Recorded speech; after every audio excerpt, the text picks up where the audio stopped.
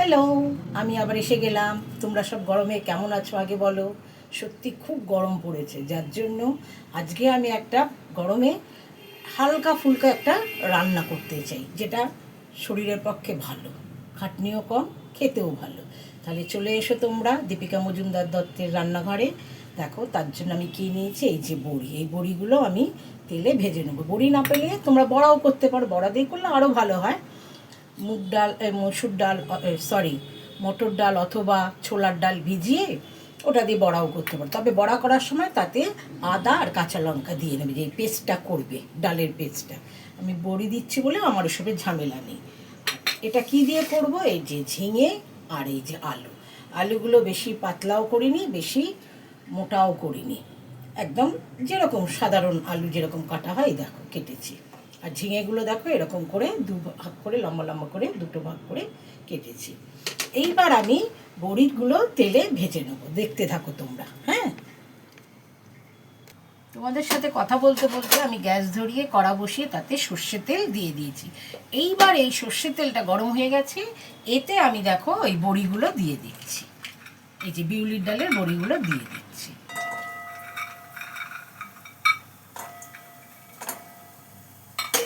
এইগুলো আমি তেলে ভালো করে ভেজে নেবো, লাল লাল করে ভেজে নেব।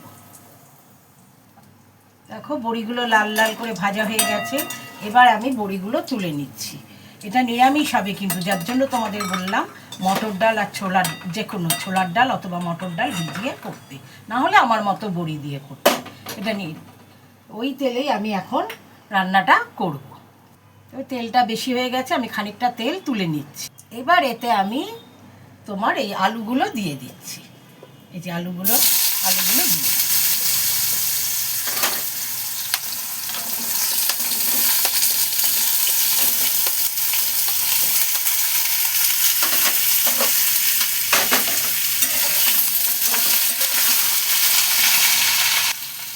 আলুটার মধ্যে সামান্য হলুদ দিয়ে দিচ্ছি, হলুদের গুঁড়ো।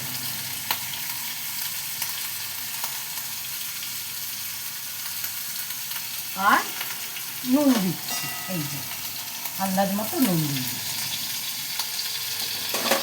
বেশি দিলাম না, কারণ রান্নাতেও নুন পড়বে। এবারে আলুটাকে আমি একটু লাল লাল করে ভেজে নেব।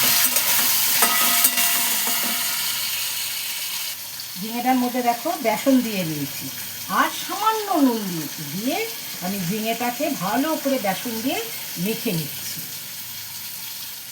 একটু হলুদের গুঁড়ো দিয়ে দিচ্ছি, যাতে এটা ভালো করে মেখে নিতে হবে। দেখো ঝিঙেটা সুন্দর করে মেখে নিয়েছি। এতে কিন্তু জল দিইনি, নুন দেওয়াতে একটু জোরে করে চটকাতেই দেখো জল বেরিয়ে গেছে। এইবার আমি এই ঝিঙেটা এই আলুর সাথে দিয়ে দেবো।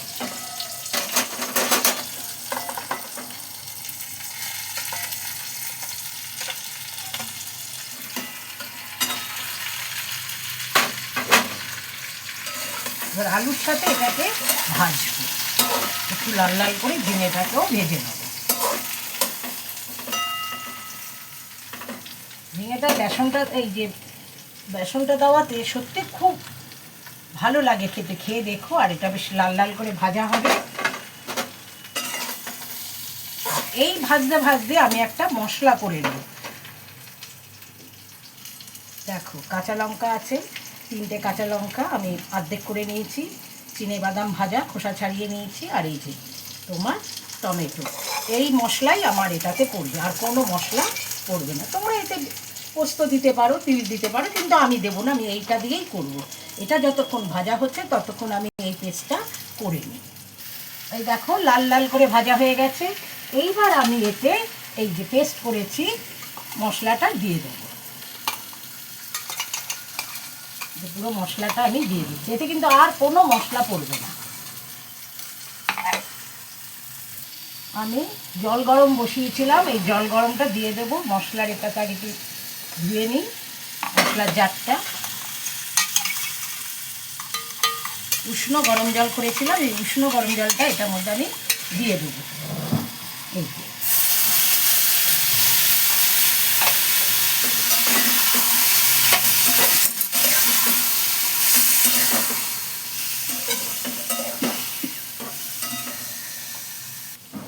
এবার এতে একটু আন্দাজ মতো নুন দিয়ে দিই, সামান্য নুন দিলাম, কেন ঝিঙেতেও নুন ছিল, আলুটাতেও ছিল। এবার এটা আমি মাখিয়ে গরম নাড়িয়ে চাড়িয়ে ভালো করে মশলা এগুলোতে লাগিয়ে নিয়ে আমি এবার গরম জলটা, এই যে উষ্ণ গরম জলটা দিয়ে দিচ্ছি, মানে এগুলো তো সেদ্ধ হতে হবে, দিয়ে দিলাম, জলটা লাগবে আমার। এবার এটা একটা থালা দিয়ে ঢাকা চাপা দিয়ে রাখবো, এটা সেদ্ধ হোক। দেখো এবার আমি ঢাকা চাপাটা খুলে দিচ্ছি, এই যে দিয়ে এটার মধ্যে আমি সামান্য কাশ্মীরি লঙ্কার গুঁড়ো দিয়ে দিলাম রঙটা হওয়ার জন্য, এছাড়া কিছুই না। এইবার আমি এর মধ্যে কি দেবো বলো তো, একটু মিষ্টি দেবো, যেহেতু নিরামিষ তরকারি সামান্য একটু চিনি দিয়ে দেবো, বেশি না। এটা ভাত বলো, রুটি বলো, পরোটা বলো, খেতে খুব ভালো লাগে। আর এই যে বড়িগুলো যে ভেজে রেখেছিলাম, বড়িগুলো দিয়ে দেবো। ব্যাস, এইবার বড়িতেও ঝোলটা টানবে। আমি যে ওই যে বেসনটা দিয়েছি বলে দেখো গ্রেভি এসে গেছে, মশলা তো সেরকম কিছুই দিইনি। দেখো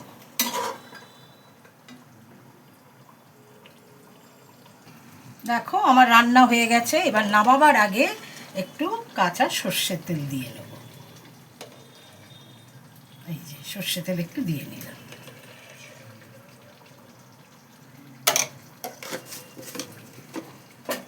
ব্যাস, তাহলে আমার রান্না কমপ্লিট।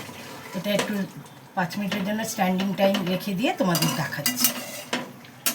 দেখো বেশি পাতলাও করিনি, এবার এটা তোমাদের ওপর নির্ভর, পাতলা করবে কি ঝোল করবে, আমাদের অত লাগবে না, যার জন্য আমি এরকম করেই করলাম। তাহলে দেখো আমার নিরামিষ ঝিঙে আলু বড়ির তরকারি হয়ে গেল। মশলা বেশি না, খাটনিও বেশি না। তোমরা এভাবে করে খেও। নিরামিষ দিনে অনেকে শনি মঙ্গলবার বৃহস্পতিবার নিরামিষ খাও, এই গরমে সোজা সাপটা রান্না করে খেও, খেয়ে আমাকে বলো কেমন লাগলো। আমাকে লাইক কমেন্টস দিতে ভুলো না, আর তোমাদের সাথে যারা আছে তাদেরকে আমার এই রান্নাটা শেয়ার করে দিও। তাহলে আমি রাখি, বাই, টেক কেয়ার।